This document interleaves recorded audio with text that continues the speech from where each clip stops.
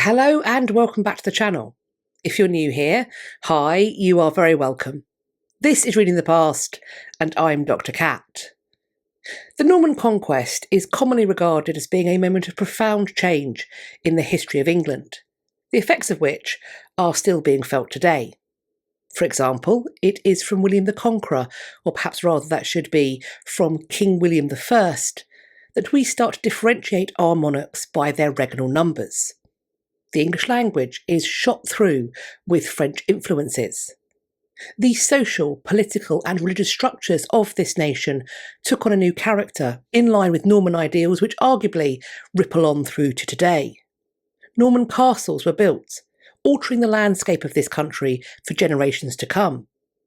The much discussed North-South divide is thought by many to be rooted in the so-called harrying of the North, an event about which I have made a video that I will be leaving linked. Today, though, we're going to focus on perhaps the most well-known product of the Norman regime's administrative prowess. We're going to take a look at the records of William I's survey of England, better known to us today as the Domesday Book.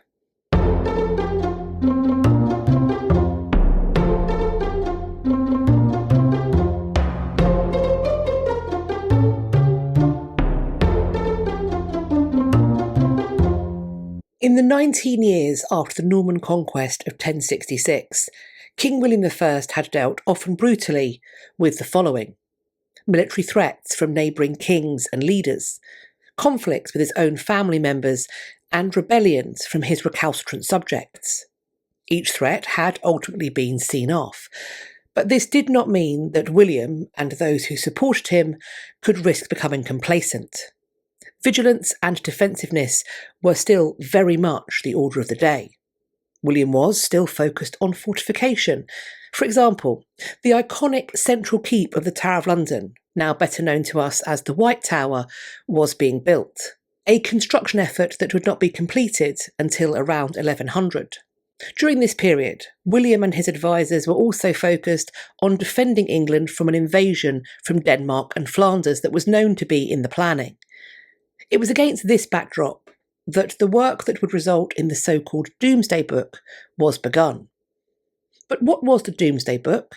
How was it made? And why? At the end of 1085, during the Christmas celebrations at Gloucester, William I reportedly spoke to his councillors, quote, about the nature of the kingdom and the kind of people with which it was peopled. And so it was ordered that a survey was to be undertaken. From the start of 1086, for a number of months, royal commissioners made their visitations. The work was parcelled up into circuits, with a few commissioners being tasked with focusing their energies on each one. The lands were assessed. The commissioners were concerned with who owned what. They recorded what lord, overlord or tenant-in-chief had control of which shires and hundreds, the latter of these terms referring to an administrative division of a shire. In addition, they detailed who had held that position of possession or control prior to the conquest. They made a note of the households there, the numbers of villagers, freemen, smallholders, cottagers, priests, widows, burgesses, oxmen, ploughmen, riders, peasants, serfs, and so on. Anna Powell-Smith, who is the director of the Centre for Public Data, is also the creator of an open access Domesday Book resource, which I will leave linked. Open Domesday allows users to explore the Domesday folios in addition to providing an interactive map of the records. When it comes to the way that we are able to use Domesday as a means of understanding the population numbers in post-conquest England, Powell-Smith points out that, quote, Domesday records the heads of families, so the total population was probably around 5 times larger. William's commissioners were also concerned with what these populations relied on to sustain themselves. Their livestock, oxen, pigs, sheep, fish, etc., their arable land, woodland, meadows, pastures, enclosures, vineyards, mills, fish ponds and salt houses. The records connected to each location usually also notes the yearly value of the land and holdings, and it does so for both 1066 and 1086. However, Domesday also records certain places as being, quote, waste. These were lands that had no discernible value and or no useful resources, at least to the Norman commissioners. This was usually an indication that these locations had been destroyed by conflict, perhaps through pre-conquest raiding, as was the case with certain Welsh border towns, or during the Norman invasion itself. The effect of the harrying of the north is evident in the growth of waste locations in that area by 1086. The establishing of the New Forest as a royal forest, set aside for the king's personal hunting pursuits in around 1079, would also render locations further south as, quote, waste. As impressive and far-reaching as this record certainly was, there are important areas that have been left out. Perhaps the intention was that they would be the focus of later surveys. They include London, Winchester, Northumberland, County Durham, and much of Wales. Indeed, only a few border areas were included. William I's biographer, David Bates, explains that, quote, William's reasons for having the survey made and its results written down remain controversial. Its contents suggest above all an interest in resources, and therefore, in general terms, in taxation.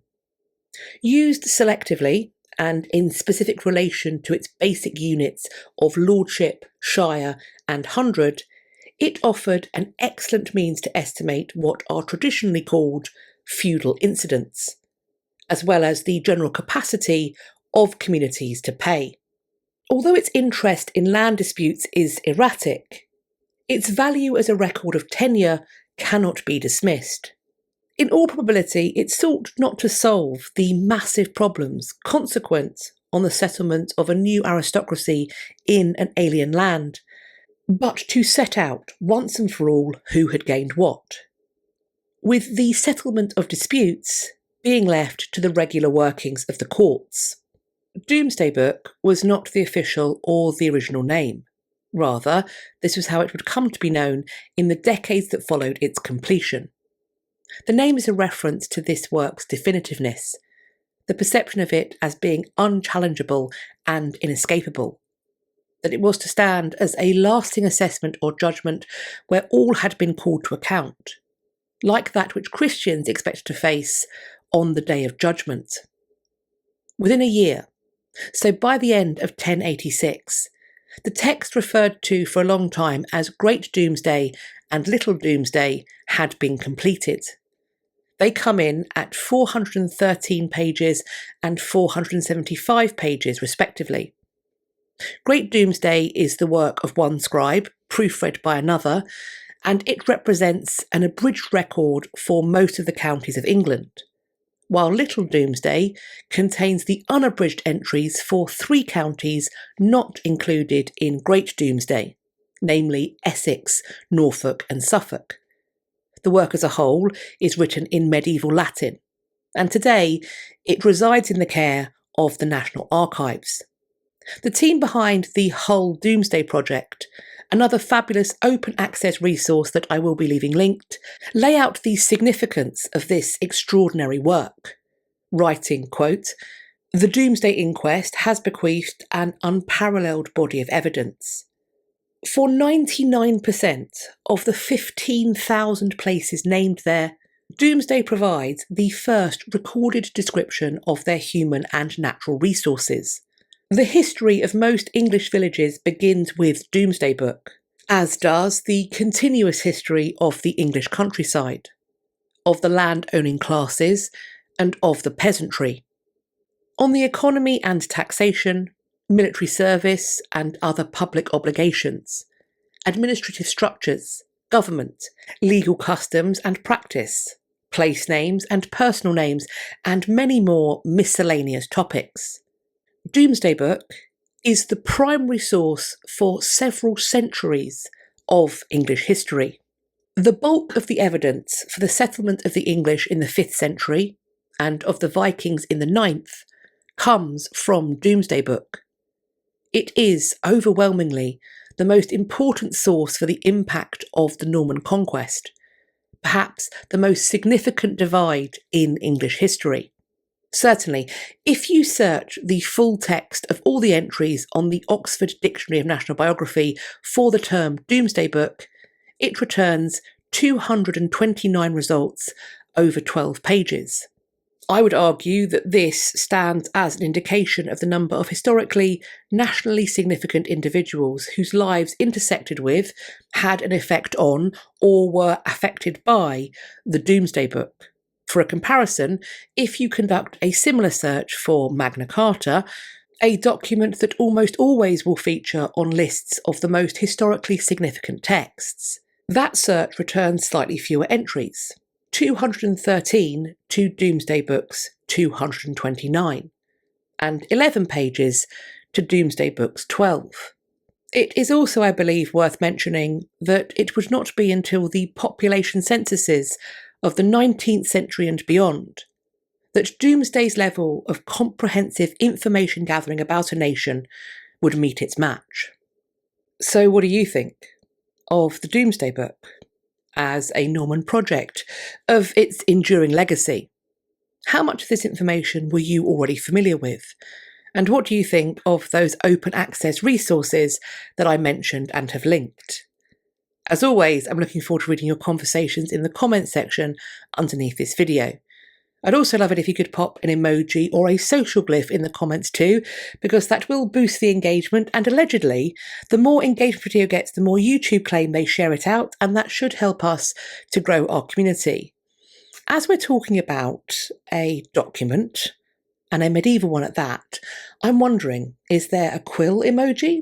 Perhaps a manuscript emoji? I look forward to seeing what you can find. You can also locate me elsewhere on social media. I will leave links to the place you can find me on the internet in my description box. Please do follow me over on some or all of those so we can continue this conversation and start some others. I do hope you enjoyed this video and found it useful. If you did, please do share it with your friends, and if you like my channel, let some pals know about it. You can tell me you enjoyed this video in particular by hitting the thumbs up. Please do subscribe to the channel. And if you think you're subscribed, now is the ideal time to check to make sure you've not been mysteriously unsubscribed against your will. While you are there, checking, subscribing, maybe resubscribing, please do hit the bell icon that sits beside the subscribe button and then select all in the drop down that will appear.